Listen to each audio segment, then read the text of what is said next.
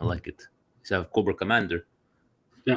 Buonasera, everybody. Steve, there was like a waiting room. They're all discussing with each other, where they're anticipating how many things we got to talk about this week. Buonasera a tutti. Buonasera. Stevie P with the new earplugs. Look at the quality over there, Steve. Say a couple of things for our. It's beautiful, beautiful. I'm not chained to my desk anymore. I'm free. Very nice, very nice.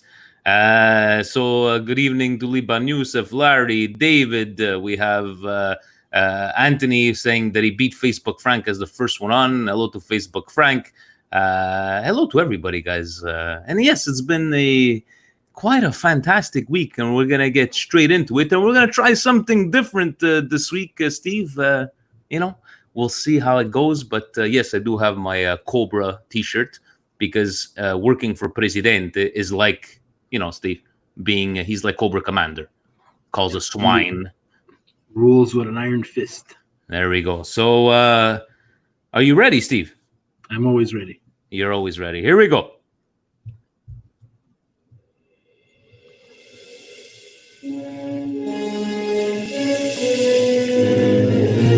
Watching this Milan, Steve, me and Jan on Saturday. Who is this Milan? We have to go back to the future, like we're watching our beloved Milan from the 80s and the 90s. Since when did we score 5 goals and come back from winning ways? It just freaked us out, so I needed this music, Steve. Cari amici sportivi, welcome yet to another edition of the Milan Weekly Podcast. Here where we go back to the future, where we see our beloved Milan not straying away, going down 1-0 and coming back from behind, beating Parma, scoring 5 goals against Bologna, and we're not professionals. Nor do we pretend to be. And what a great feeling it was, Steve. Was it not this week seeing this, not fearing from coming back 1 goal down, keep on scoring when we're even 3 goals up, 4 goals up. How was your week, Steve? My week was fantastic. Fantastic. Other than the Milan love, great week at work. Milan winning. We have a game tomorrow. We have a game on Friday. It's been nice outside. They're still working. You got a piscine over there. Everything is good. Everything is A-okay. Fantastic. And another big thing this week, Steve, that we have created ourselves. Guys, we are finally, we are created ourselves a Patreon page. And I'm very happy to say, I'm very humbled to say that we are already at 8 patrons on Patreon, and that there will be a little special for them this Friday because we are able to live up to 10 people on StreamYard. So our patrons will be able to join us around. Frank from New York says he prefers past 8 o'clock. He wants to be on. He wants to be on Friday. He wants to talk live interaction, guys. Thank you so much to, first of all, we did have Sabrina was our first ever Patreon. I just wanted to give her a special shout out. To Mike. Lady also had a happy birthday this week. Yes, and a happy belated birthday to Sabrina as well. We had Mike from Milan Club Dublin, our second one, directly from there. Peter Bernardi. Franco from New York, Gio Galuza was always on YouTube. He's a big Tommy fan. He was there on Friday watching Tommy talk there. David from Philly, always. Dave, thank you so very much. Our cousin Francis the Snake, and I told him that we're bringing him back for an old school Red Card Weekly on the Patreon to see what it was back in the day. And Nick Soretta from Milan Club Boston, all donating, guys. We truly appreciate it. Thank you so very much, and we're going to try to give you as much as we can as exclusive content. But just to make sure, Steve, I know we want to tell everybody we're not doing this to get all your money, or we're not doing that for that. We're just, Presidente, he says times are hard. He doesn't can't pay for everything. So hey, I'm like, let's reach out. How many times, Steve, have we gotten messages? How can we support the Milan Weekly Podcast, this and that? And I'm like, guys, in the end, what do we get? $3 a month or $50 a month? It's all going to a good cause. So thank you to all. And Steve, I wanted to ask you something. I posted something on Instagram yesterday that somebody had made, a T-shirt with represented me and you so perfectly, because it says, Vinny, get the tables, right? like in wrestling. Steve, if we continue winning like this, what table are you gonna smash? We don't need a table. We don't need a table. Or I'm always gonna find you some sort of things for you to get mad at, so you can smash a table from over there. But again, guys, thank you so very much. Dom saying sign up to Patreon now, boys. Thank you very much, guys. We really truly appreciate it. David, how do I support a razor for Steve? Lenny, if you donate, maybe we'll get some money for Steve to get himself the razor. But yes, the link is in the comments. But enough about Patreon, Steve. We're here to talk about Milan, and we're going to try to do something as soon as we start talking about the second game. But let's take it first to Parma, Steve. What was the difference for, yes, all hail Cobra, Forza Milan. Steve, tell me about how different you felt when we went down 1-0. Did you, like, maybe the Steve of 6 months ago to now, were you like, no, I think we got this, or we're like, this might be a sign of things to come? Take me through your feelings or how you took that game. Watching Parma, to be very honest, it was one of those games where it's not that I felt that we were going to go down. I just think that we didn't capitalize on enough of the chances, and we didn't take the lead. And Parma hit us right before the break, and it could have been it could have went the other way, Vinny. It's not something that usually the old Milan would have came back from, but we've said it in past podcasts. Thus, coming back from a man down to tie Spal, imagine still dropping 2 points and getting a result there. Coming back from 2 goals down to Juventus and getting a result there. It's not like I said to myself, we're in the shits, we're going to tie this game. I was just much calmer than I've been before, to be very honest with you. Yeah.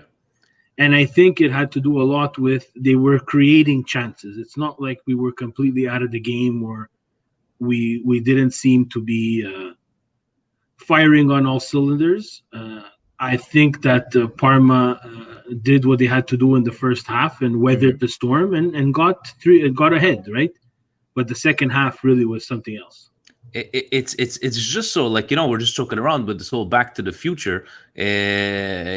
Ciao, Bobo Jenny from Milan Club Ottawa. I'm watching us directly on Facebook. It's just this different type of feeling where, maybe 6 months ago, down 1-0 to Parma, Steve would have been, here we go again. And it's just this great feeling of having this team. And, people want to talk about, we win like this. And people want to talk about, well, Ibra was very mad coming off the pitch and this and that. And it seems like they can't find anything else to talk about. So now let's talk about, Ibrahimovic being mad. But in the end, Steve, I know he hasn't been, you could see his frustration from not scoring. But in the end, I don't think he realizes the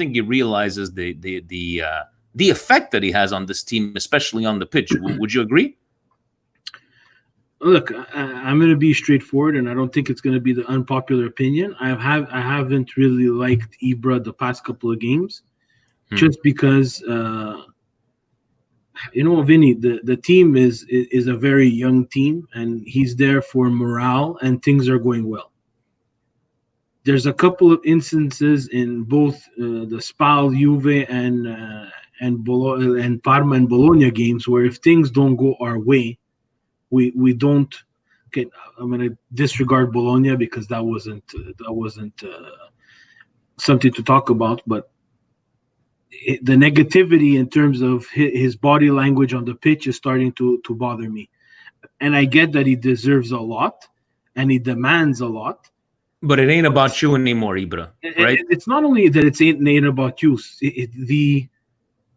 The things that he's demanding from his teammates are not always correct, right? It just seems like because he's not scoring, he's frustrated. Because to me, he's drawing those defenders away, to give all the space to these players. But it just seems to be frustrated being subbed out. And I have no problem subbing him out, Steve. We're having games every 3 days, and he is 39 years old. And I can totally digest him getting frustrated being subbed out, but in the end, I don't think it's looking very good right now. We're still going to love him no matter what. But in the end, Ibra, you're still providing to the team. You don't have to score to provide to this team. And I think he has maybe a hard time accepting that role, where maybe he's never had that role to this extent. Steve? Yeah, and as you get older in age, we have Kumbarachicha from New York saying he's tired. He's also coming back from injury, right? So I think it takes a lot of balls on Pioli's part to sub him out the way he's been subbing him out, and kind of managing his minutes. We've seen this revolution of managing people's minutes in the NBA, right? The Raptors did it with the Claw. LA has been doing it with LeBron from time to time, because I think it was Gattuso who said it today. This is not soccer. This is not real soccer that we're watching, and I totally agree with him, because they're playing every 3 days. There's no fans. They're not robots, and wear and tear. And for some teams, it's gone better than others, but in a regular season, when games are spread out apart, I don't think those substitutions come for Ibra, and he has to kind of understand that. And I know that it's very hard for him, because he's not someone who's used to being subbed out. But to that role, yeah. And now at this point is when we have the lead. Maybe against Bologna was a bit harsh because Bologna wasn't even there. But against Parma, we needed another goal. We needed some fresh legs. We needed someone who would be pressing. And we'll talk about it after there. I'm not even convinced the legs coming in for him are always even better than him, right? Because I'm very critical of Leao when he gets subbed in for Ibra, because he comes in fresh and looks a little bit lost. But he has to understand that the cameras are everywhere, right? There's no panning into the fans because there's no fans. So that camera is going to be directly on him. So his reaction is going to be taken to another level. So, and that's what the newspapers want. They want people to talk about Milan and anything clickbait, right? So exactly. And Leao, sorry, buddy, but you don't have braid quality as Frank Kessie. Leave the braids to Frank. Frank looks more mature, your braids over there, Leao, just get rid of them. It's not for you. That's my personal thing. But Steve, let's try something completely different. We're probably going to get blocked by YouTube, but this is an official YouTube video. It's from Serie A. Guys, let's take a look at together for the first time. Well, we're not professionals, but we're definitely gonna try to do this, Steve. Let's take a look at these highlights together, shall we? Here we go. Let's see how this works out.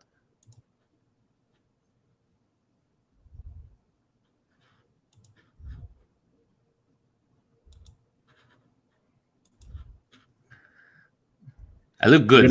Sinisa looked very good. Yeah, the good, nice embrace in the front.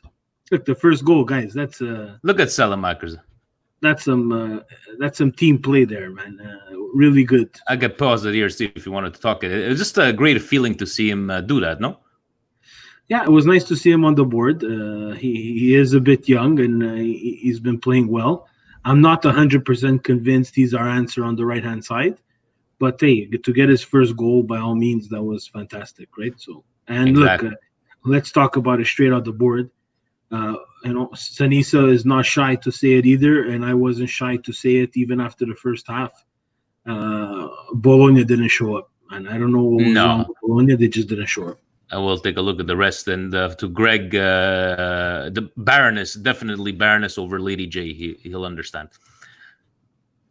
No, exactly, and Steve, I totally agree with you, because I didn't think Calabria hasn't had the greatest games whenever he was on, right? But hey, guys, we tried it out. It looks like it's working until we probably get blocked on YouTube when we're sharing an actual YouTube video. But whatever.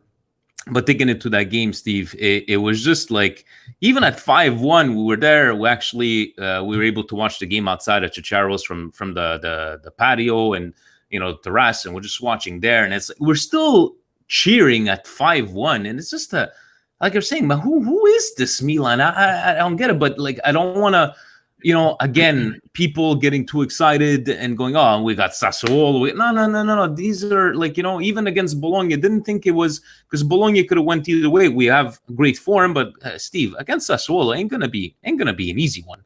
No, it's not easy, and Sassuolo's been playing just as well as Milan. Uh, Look, guys, let's be honest.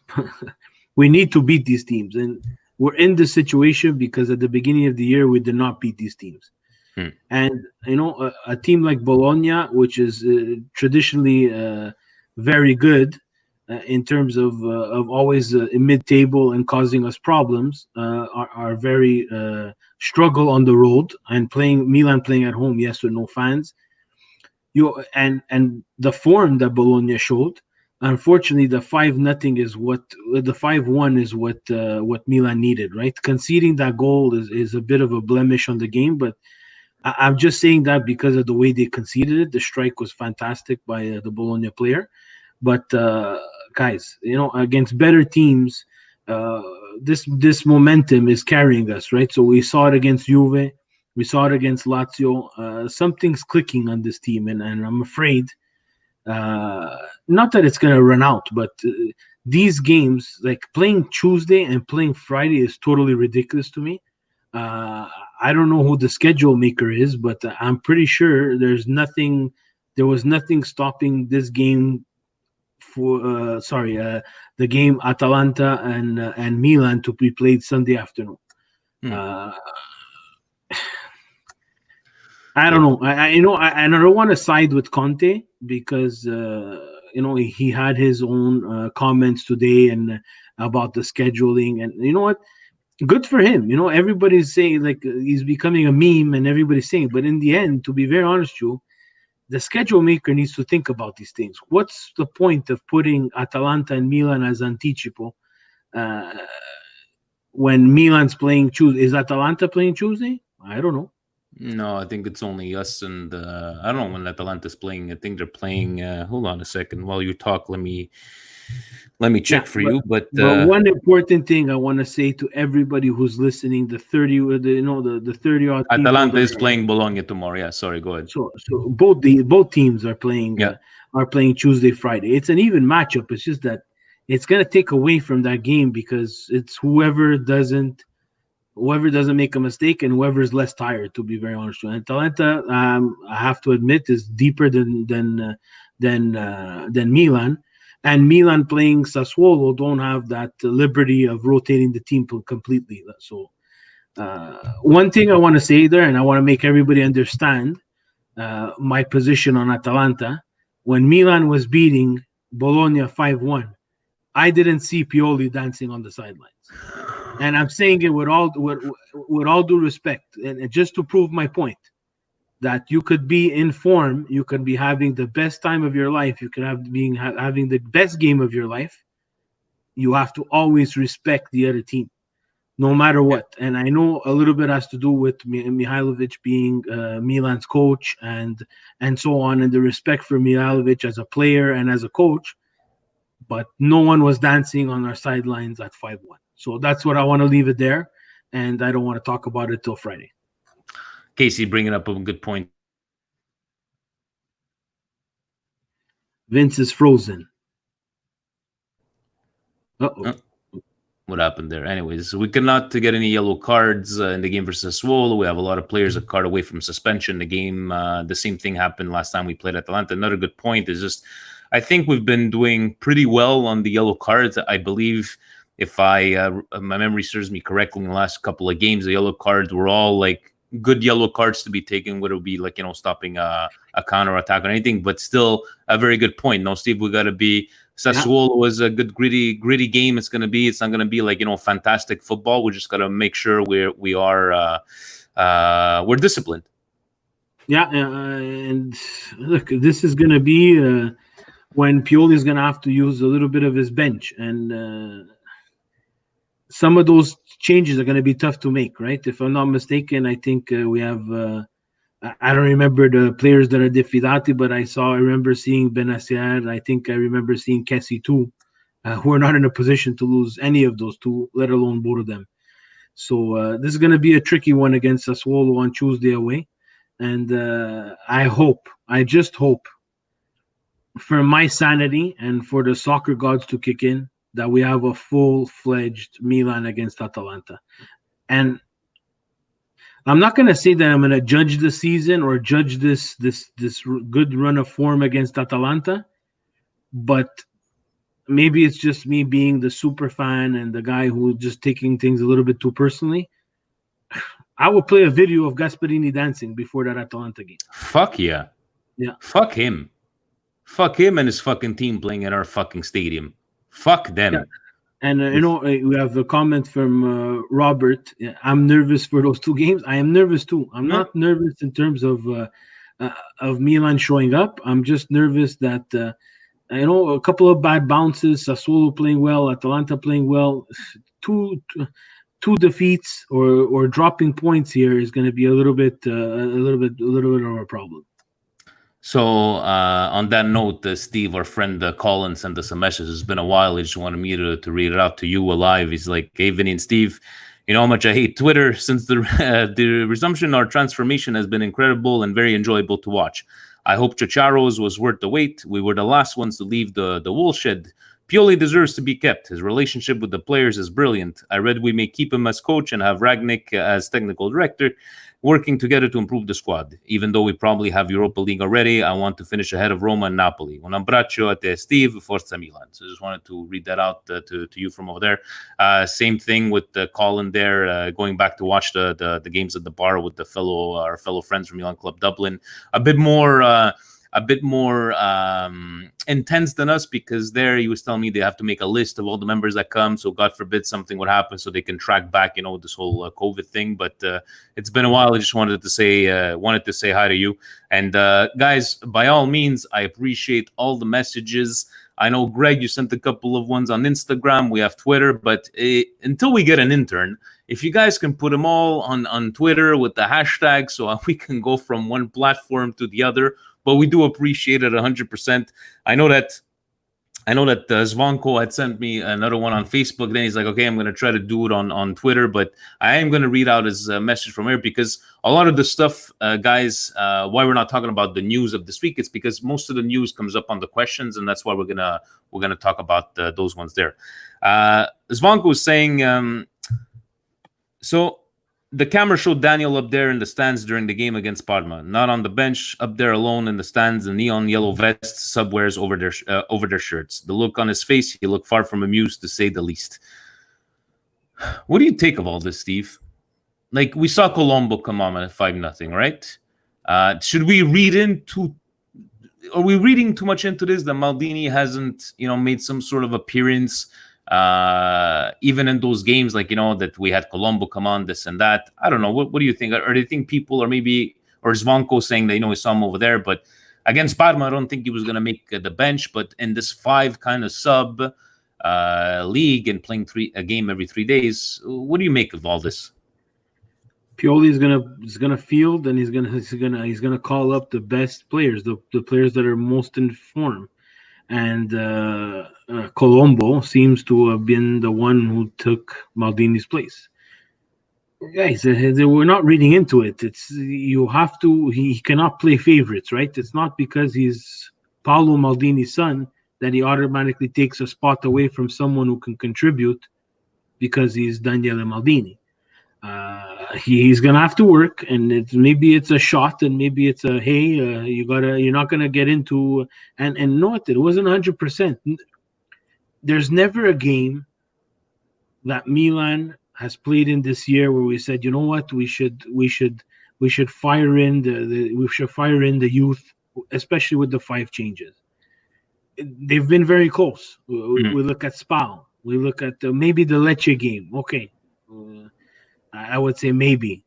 Can't do that against Roma. Can't do that against Lazio. Can't do that against Juve. Parma seemed to be a difficult challenge for us.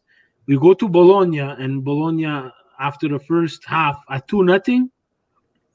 If they don't score that goal, I think there's some more changes that come up a little bit quicker.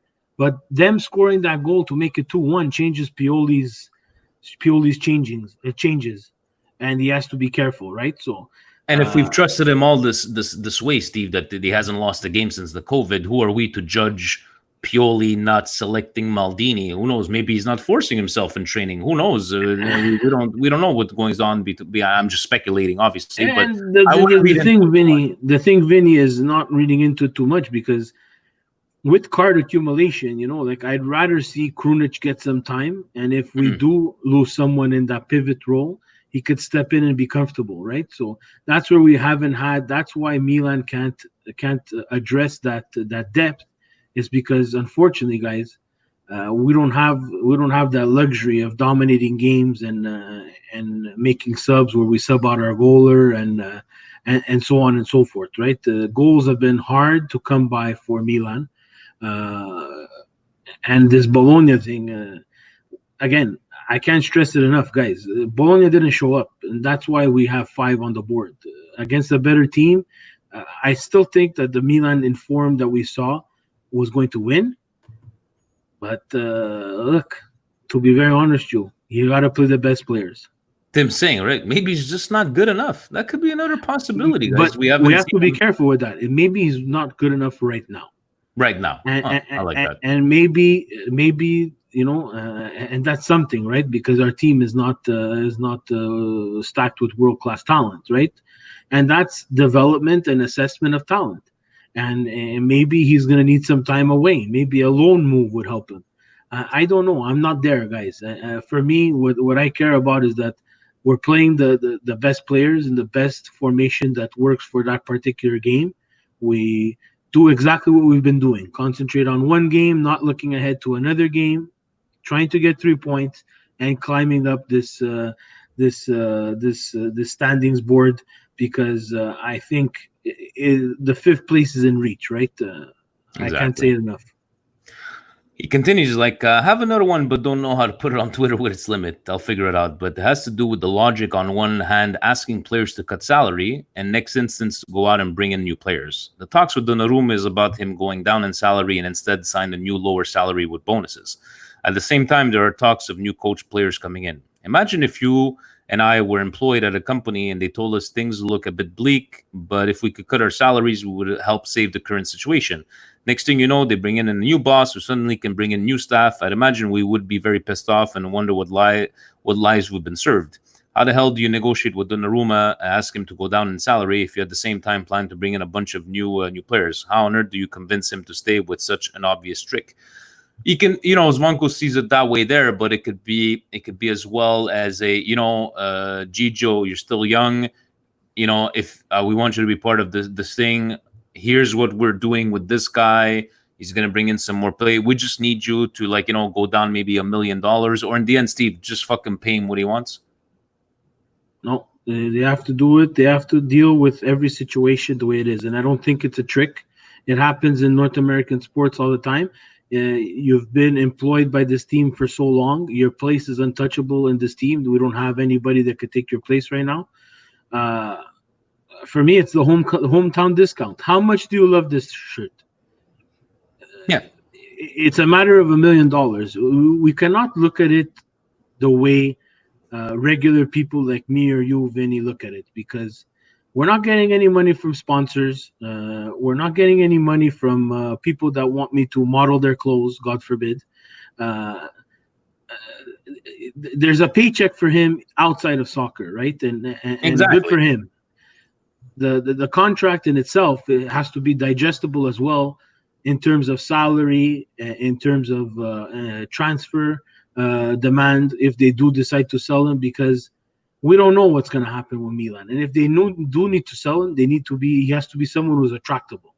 But imagine what precedent you set, Steve. Let's just say he's what, 21 to 21, right? Yeah. Imagine you sign him at $8-9 million a year. What kind of precedent do you set? Okay, so a goalie, we all know that, matures with age, he gets better into his late 20s. What are you going to pay him in 10 years from now? But that's not his problem, though. I can't look at it that way. That's not his problem. If he's the best at his trade and he's young, and that's good on him. Look, what precedent did Juve set with Ronaldo's salary? guys, traditionally in European sports, their salaries are a microcosm of what a North American sports are. Go have a look on Google. All our friends in the United States, the baseball player's salary, like guys, No, I soccer is know. I know. way, way, way, way, way behind for him. You know, so uh, In the end, are you so you're going back to pay him whatever he wants if it's a recent thing, or ask him for a pay cut? You can't I ask him would, for a pay I cut. would try that. You can ask him for a pay. They You can can ask him ask. for whatever they want.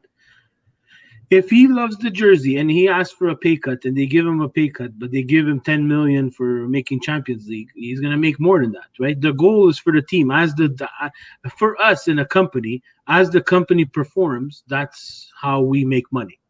And when the company does not perform, unfortunately, even though you're the best, I don't know, you're the best salesperson, if you're not performing and the company's not, even if you're performing, but the company's not doing well, oh, it might be you're not going to get a bonus.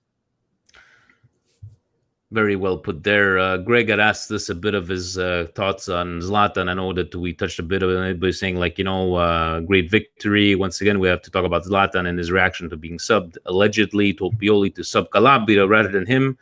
He says, to me, enough is enough. It's either Zlatan shuts up and plays or he can pack his bags. This is not Zlatan at the peak of his powers. This is a 38-year-old who looks very much that age, and he should be extremely grateful that a top-flight team is allowing him one last hurrah at the big time. What are your thoughts? I know we touched a bit based on that, but you believe, Steve, that supposedly... I know he didn't say Calabria. I believe he said, should sub out somebody else than me. I don't know where the Calabria thing came on, but... I know you touched base on that, and it's just that, yes, we know he's Ibra, but I think Ibra, for lack of a better word, Steve, come off your high horse, right? It's like, you are Ibra. We love you. We love what you did to the team, the atmosphere, or how taking these kids under your wing. But in the end, you have to realize as well that when it's time to get off, you need to get off. You cannot act... you were saying at the beginning, you're fed up and you don't want to see this kind of stuff anymore. And it's not because you don't want to see Ibra anymore. You just want him to kind of adapt to the situation. You're not at MLS LA Galaxy here, where you could still be at 38 years old. And you know what? There's a lot of things that could have changed that situation. I bet you if Ibra has 1 or 2 goals and he gets subbed off, he's not making this big stink. He saw it as a chance for him to get on the score sheet, maybe get off this negative trend of him not scoring. But who said those comments again? Greg from St. Lucia. Oh, but it's not something official from someone. No, but I read that supposedly it said to take out Calabria. I read that a couple of times there. I wasn't sure, but to me, it's like it was allegedly. It wasn't like officially said that he said Calabria specifically. Look, again, if he's not this age, and he's in the twilight of his career, we will not be talking about this, right? I think Pioli and the team are looking at it like, the Bologna game is in the wraps. Let's avoid you either getting injured, either taking a stupid red. Mm-hmm. I don't know. They're trying to avoid that situation, and I don't blame them for that. And he's close to having a red, Steve. Like, you can see the way he's acting and the way he's getting frustrated at the chances that he's missing. And I don't see too much frustration towards his players as much as frustration towards himself. Oh, no. There's frustration towards the players. And it's not. It's been like this for a long time now, and I get it. Right? He demands the ball, and he demands the ball where he wants the ball. He's got to understand that sometimes that ball is not always going to go to him, or that pass to him is not the right pass. And if we look at the game against Bologna, there was quite a bit of giveaways from Ibra. You understand? So we have to talk about it. And again, like we say all the time here, we try to shoot down the middle. I'm going to call him out when I haven't liked his. I don't want him to pack his bags. I think no, me neither. If he stays another year, I think it would be great for these players, but not with this bad body language. And I think that's not good for people like Leao. I think we have to remove Rebic from the equation because I think he's like a stone cold killer. I think the guy just has no emotions. I think he has a chip on his shoulder for the opposite reason that Ibra has his chip. Yeah. I think Rebic has a chip on his shoulder because he's convinced that everybody has underevaluated him. and has made him an underdog and someone that cannot play, especially in Serie A. There's something that I read today was fantastic. Excuse me, about Rebic, and in the let's say the equivalent of Coppa Italia for Germany. So he was playing with his team, obviously. Excuse me. A team that you cannot pronounce. Yeah, the team Einhorf, whatever it is, and they were playing against Bayern Munich. And apparently, he basically said while I think it was Bayern trained first, and then Einhorn, and then his team trained right after. And I guess Boateng and Thiago from Bayern Munich were having a discussion and basically overheard him saying, "Tomorrow, no one's gonna touch the ball on your team." And he went up to him and he said, "Maybe I'm not gonna touch the ball, but I know I'm gonna kill you." So, and he went out that game and he showed up, man. He put his balls out there because he scored 2 goals and they won the cup. They beat Bayern Munich, right? So you got to tip your hat to him. And he's been a journeyman. He's played in Serie A for Fiorentina. I'm pretty sure we're going to talk about that question of will or will we not sign him. But I like that rage and I like that chip. I like that the conversation between him and Chesney and Higuain came out, and it's just like, good for you, Rebic. I like that even when he scored the 5th goal, like he's like RoboCop, Steve. No emotions, no smiling. Let's go. Let's keep working. I like it. On Twitter, Steve, Trashboat. I hope we crush Atalanta. Why is Billy even seeing the field? This man, he's completely finished. You know what, Trash Boat, you're taking away from my indigestion of the week. Guys, if you pay attention to that first goal from Parma, it's all like where Biglia looked completely. Now, okay, I know he looked lost, whatever, but Vince, he hasn't played. Okay, he hasn't played, but you're still training. You still have experience. But Biglia is just like, he is Raven. Thank you, he is Raven. You remember Steve Raven? From the Flock, WCW, Raven. No idea what that is. No, it's okay. No. But so he's with you with crushing Atalanta. I'm sure he does not want to see Gasparini dance. Steve, would you dance for our patrons on Friday if we beat Atalanta? I like Gasparini. Guaranteed. No, I'm not. I'm not gonna dance just because I'm so pissed off with that situation there. I don't want to give anybody that satisfaction saying that, hey, you danced. I'm just gonna win and I'm not gonna say anything. But if we win like 5-0, a little dance. We won't win 5-0. I just want to beat them. That's all I want. From Fabio37, I love Presidente comments on the comment because they forgot to put the hashtag. Sausage Maker strikes. And also, I hope you guys talk about how Leao had long enough hair for braids. Yeah, so that was, I said that at the beginning. Even us at the bar, we were all like on a high. We're winning. And then we see Leao. It was like, huh?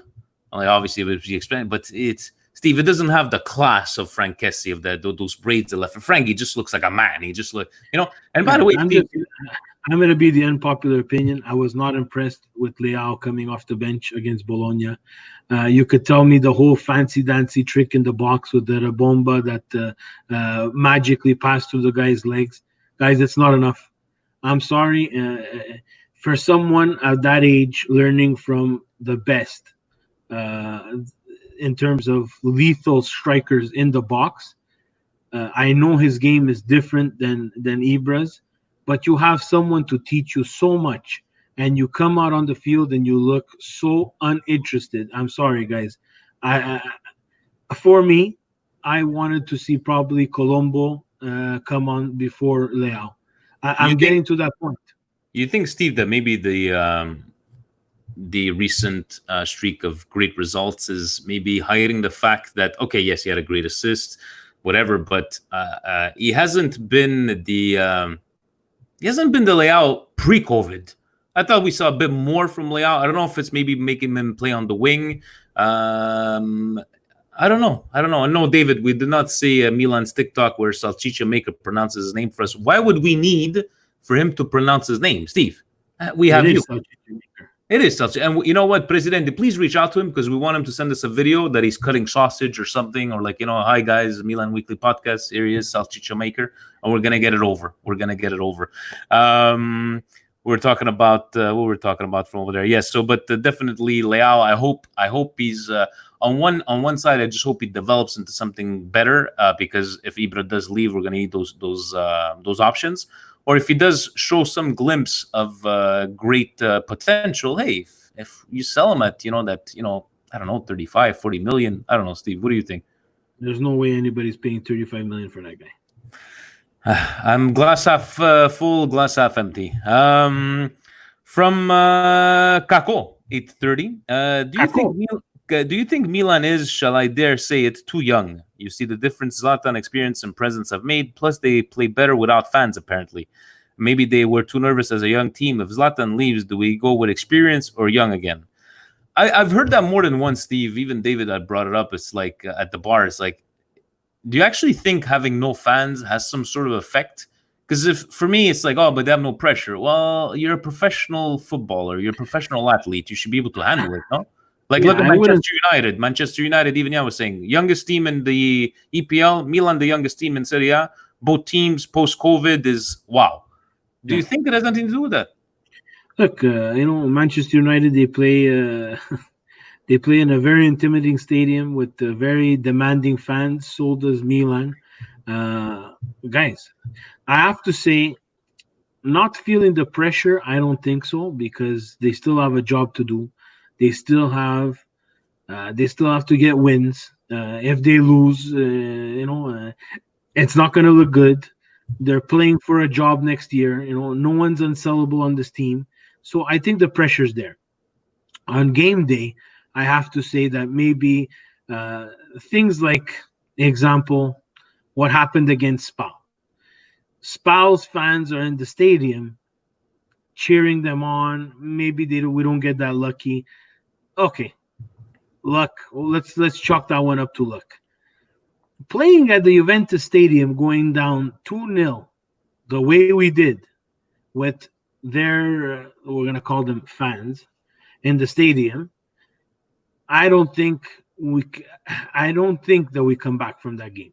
I'm gonna be maybe it's an unpopular opinion. I don't think we come back from that game. It's you're not far fetching, Steve. I totally get what you're saying. It's got its plus and it's got its minuses. But if you look at the way both teams, like young teams, who knows? Maybe it helps develop, but it is something to take in consideration. But in the end, fans or no fans, I'll take these wins. I'll definitely take these wins and finish in that fifth split. You guys on YouTube commenting, we do need Ibra. Score or not, his presence is a difference maker and talks the pressure of others. I think Dave, and I know like Pasquale is saying, Gigio, Rebic, Romagnoli have all spoken up in the last days that we say we need Ibra. I don't think we are debating the fact that we need Ibra. I think Steve and I are on the same page. We do need Ibra. We just need Ibra. We just need Ibra for once in his career accept the role that he's been given, or the trust that's been put into him, like to say, it's okay, Ibra. Even if you don't score every single game, we're still going to love you. Your goal is to provide, whether it be the attention away from these other players, turn all these young kids as Nonocerinos from 10 years ago, scoring 13 goals in Champions League and Serie A. But the problem, I think, lies that will he accept? Because he needs to realize when you're going to go play at Hammarby, right, to finish your career, yeah, you might be the superstar because you're playing against, a lower league team, just like you're playing in MLS. But will he accept that one there? But guys, definitely, we're not debating the fact. We definitely need him at least for that extra year, especially if this whole Ragnarok is coming in and changing this and changing that, or is Pioli is going to stay in now? There's talks of this, but I think he provides that stability, Steve. I don't know if you agree. Yeah, no, Ibra provides that stability. I'd like them to figure out this Ragnarok and Pioli situation, because I think it's very important. Even the way we finish the season, wherever we finish on the table, especially if the results go our way this week, and we can, and let's say, just thinking out loud, we run the table and we finish whatever position we finish. How can we, in God's name, start all over again next year? How can he, as someone who comes in building teams, have the guts, and this is going to be total guts, to get rid of a guy who took over a team in shambles, complete shambles. Went through a COVID, went through a pandemic, got this team to fifth place, let's say.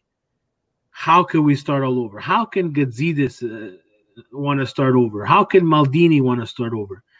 Ragnarok, as technical director, it'll show a little bit of his character. If he decides, and what we read is true, that he might think of, hey, you know what, Pioli is the bridge for me, I'll tip my hat and say, you know what, he has some smarts on him. If for some reason he gets rid of him completely, I'm not gonna judge at 100%. I'm gonna have a little bit of he might have a little bit of that ego in him where he needs to control and he's the micromanager, Mm. and that's gonna be a bit scary, right? Because we know we've seen it at multiple clubs. There's not only one guy who wins you everything. Even Barcelona, just with the best player in the world, still couldn't win La Liga. We don't know what's going to happen to them in Champions League. And Messi went shit out crazy on his team before the end of the season. So Exactly. And to Tim, to what you're mentioning there on YouTube, saying, "Oh, did you guys not see Ibra leave that ball?" And he would have old Ibra would have taken a shot. We're not saying we don't see that kind of stuff, but he should be coming out at the end of the games, joking around and saying, if I wouldn't have left the ball to Rebic, he would never scored. Things like that to still be Ibra instead of being pissed off, to be pissed off that he got subbed out.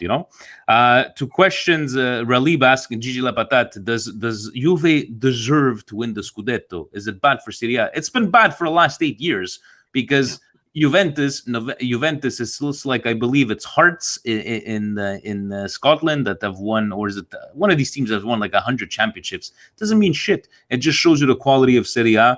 And guys, if everybody's debating who's going to win Serie A, Juventus is won the Scudetto at Christmas, if you ask me, right? But do they deserve to win?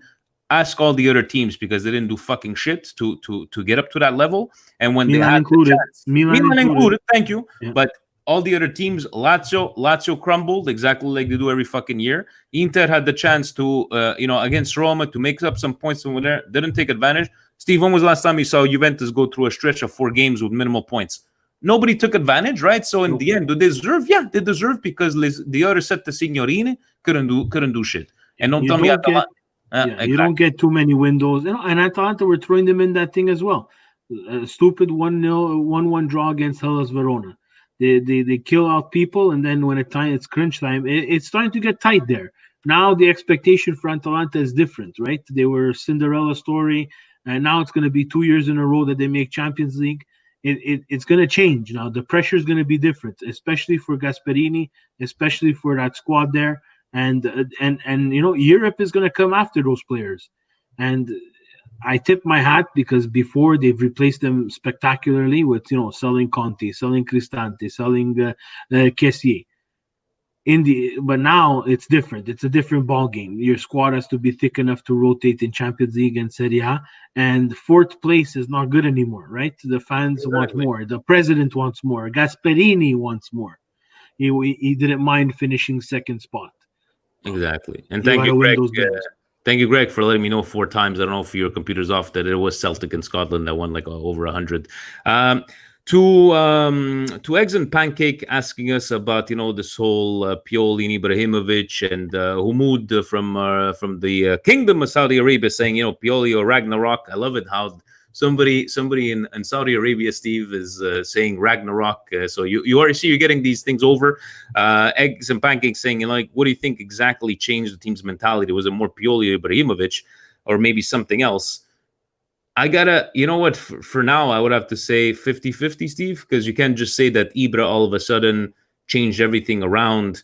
And now, Pioli has nothing to do with this. A lot of people are bringing up, you guys remember again, when he was at Fiorentina, who was mentioning this, that they had a streak of fantastic run and then he just kind of crumbled. Yeah, but what if he crumbles next year? But guys, if we're going to start firing people on what ifs, but would it be 50-50? I think you can't say 50-50. There's something that happened in this team. There was a formation change. There was people put in the right spots. There was Pioli managing his team correctly. identifying the strengths, identifying the weaknesses, and you know what? Good for him. I tip my hat, man, because moving to that two pivot with Benacer and Kessie, it's there's not a lot of people. He has to have confidence in those two guys to move to that system. So How about what we're not mentioning right now, Steve? No fucking injuries. How about the medical team? I don't even know how the fuck Kessie has not taken a break, but we've had no injuries, and I think we brought a lot of light to this. But is this another key that imagine somebody would have gotten hurt? I don't know. Let's say Theo would have gotten hurt. What if Kessie would have gotten hurt? What would we have to go in with with Belia for all these games? So even to the medical staff, I guess they're doing something good and they're recuperating well, and nobody's getting majorly hurt. So that's gonna take a nice point in there too, no, for that team. yeah, so we lost Theo at the beginning of the year. If you remember, against Bayern Munich, we saw he was on fire and then he twisted his ankle. Look, you fuck have you, to. David. Don't jinx it. Sorry, fuck you, David. How about that? There was Fuck there you. was the. And Larry, tell me not to jinx it. Don't jinx Yeah, it, guys. I don't don't gamble jinx it. anymore. I'm not a fucking mush. Go ahead. No, the thing is that you have to see with. There's a combination of things for you to win the Scudetto, right?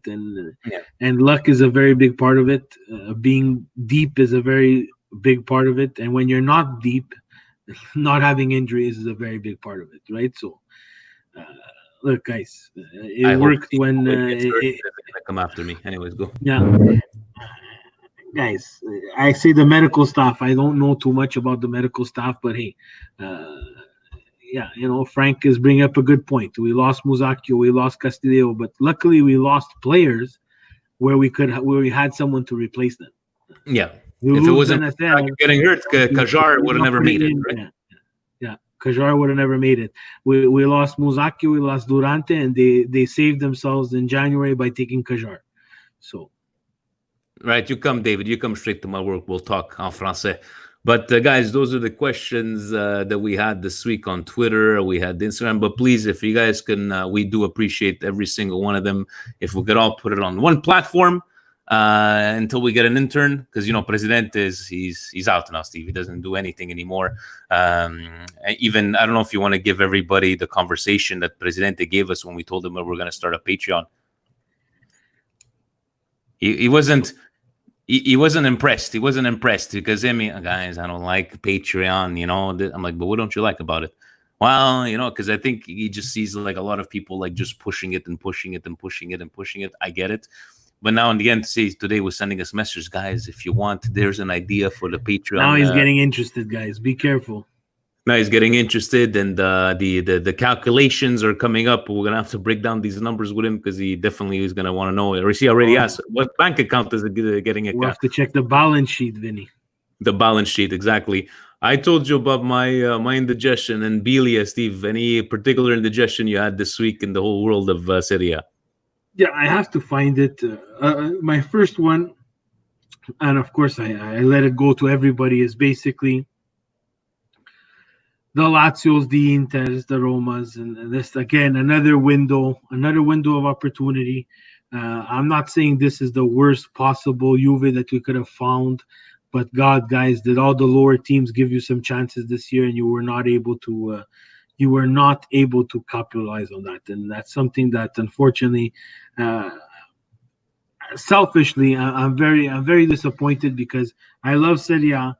I want Serie A to be won by multiple teams, and Juve is going to win again this year. And, it's hard to say that they deserve it. I'm not going to say that they didn't deserve it because in the end, they're top points. They have the most points. They've won, and they got results when they had to get results. Mm-hmm. When they played like shit, they got results. When they played like shit, they got results. And the people are going to say penalty this, penalty that. Today, there was penalties. Guys, those are penalties. It was a legit penalty today. Legit penalties. And it's not their fault. They're going to take them, and Ronaldo's going to take them. And I'm sorry, I'm looking at my phone. I want to apologize. I just want to see this. I have a couple of indigestions. One was the one I just talked to you about. Bring out some anger, Steve. It's been a while we didn't see you angry. I don't know. Two is the Inter second jersey. Jesus Christ, that's fucking terrible. It Yeah. looks like a tablecloth that my mother would have put out at fucking a Festival de Cosenza, where all the paisans would get together and eat and destroy it and probably throw it away. Like you're setting yourself up for people to make checkerboards, put words into your sweater that you don't want to see. Like you're overthinking yourself. Oh my god, terrible second jersey. My main one goes to whoever put out this thing where they compared Frank Kessie to Frank Rijkaard, Hakan Chanalobolo to Ruud Gullit, What? Rebic to Marco van Basten, and Pioli to Arrigo Sacchi. Where do you get this news, Steve? Where do you get these news? This is the Milan Club Montreal Twitter. They found it for me, and they know that I was going to bring it up. And I'm doing this for Mehdi because it triggered Mehdi as much as it triggered me. Guys, whoever does this should be like removed from Twitter From or social media entirely. removed from social media because I get you're trying to. I don't know what you're trying to do. I don't know if you're trying to get a reaction from the Juve fans. I don't know if you're trying to get a reaction from the Milan fans. Clickbaits. Clickbait. Clickbait That's for someone small like us to talk about you on our podcast. But man, the guys at Serie A sit down. If you watch their show, they talk about the tweet that won internet that day, or won social media, or won Twitter that day. I'm talking about. I have to say, this tweet is like it loses Twitter for like consecutive days. There's no way you can compare those players to those players in the past. no. It's not even close. No. And even if they had the greatest season, sorry, David said it was on the Milan Weekly, the Milan chat. When you open up a WhatsApp and there's 273 messages because you just like to conversate all fucking day. No, I don't pay. I just open and close off from over there, guys. In all honesty, against Parma, I recorded the game. I shut off all social media. I didn't want to know nothing. I got home at about 4 o'clock. And I opened up. There was 317 unread messages. The game wasn't over yet. I'm like, no, I can't do this. You guys are awesome. No, Frank, we're not having an OnlyFans. If Presidente asks us to get an OnlyFans, no, definitely not. And probably does Steve know what an OnlyFans is? What does he want to see me naked? Yeah, maybe who knows from over there. But let's finish it off with our feel-good story of the week, Steve. Anything that comes to mind, or other than this magical Milan and seeing all these goals? I can't. Honestly, I think it's gonna have to be reading the details of Rebic. David showed me the article that he spoke to somebody there, not an Italian newspaper, but how the whole conversation with Chesney and the conversation with Higuain, what they said, and then in the end, he just when he scored his goal, he just like me. I respond by not saying a single word, and it got I really made me feel good because it was it's been a while that I felt like that kind of pride into an actual player where we're always being prideful towards the team. I'm gonna go with that one there. How about you, Steve? For me, it has to be before the Bologna match. Sanisa and Ibra just trading some regular calcio talk. Just Sanisa looking good coming back from In some weight, I look good. From Kansas, looks some good. Today he was wearing a bandana, skull bandana. Love Sanisa. He's not afraid even to go against his old team, Inter, when he. Yes, I know, Steve. when Sanisa said, but he told someone from Sky, but you work for Inter channel. Go work for the Inter channel. I love him, and it's just what did he tell Ibra? Is like, hey, for a sick man like me, take it easy on us on the Saturday. But that was a great moment, and it was really great to see him because from the pictures we saw of him, Steve, when he came out of the hospital, and he was maybe 150, 160 pounds. It was It was good to see him. It was good to see him there taking that. Yes, you gotta love his hat. Love his hat. Yeah, I want one of those hats. So, guys, again, thank you so very much for following us. Predictions for tomorrow. Let's go with a tough game because supposedly I'm a fucking superstition. I'm gonna jinx everybody. All of a sudden tomorrow we're getting all kinds of injuries because of me. But let's go with two tough games, Steve. I'm not gonna give any score predictions, but let's. I don't give any prediction, guys. I don't do it. I hate it. I can't stand it, Casey. I'm really sorry. I would never bet against my own team. I would never bet against my own team. I'm not gonna make predictions. All as I know is I want the same Milan that played against Parma and Bologna to show up tomorrow against Sassuolo. and I want an even better team to show up against Atalanta just because of the last result that happened when we played away at Atalanta. And stick it up his ass. Guys, quick reminder again for anybody who interested, I mentioned at the beginning, in the comments, Milan Weekly Pod Patreon, big contributions of $3 a month, and our first special for our patrons on this Friday. We're gonna get on tonight. Don't worry, Faz. We're gonna get in at past 8 o'clock because I know you want to make it. First time we'll do something live, like live reaction after the game. 10 people we could do maximum online.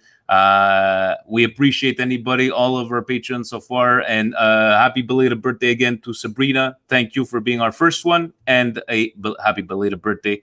Steve, any closing arguments, comments? Gotta find a solution for Rebic, guys. I know we were talking today on the chat. Gotta find a solution. I know there's one more year in that loan deal, but as he plays better, the price goes up, my friends. So find a solution now. Ovunque e sempre, gentlemen. Forza Milan! Forza!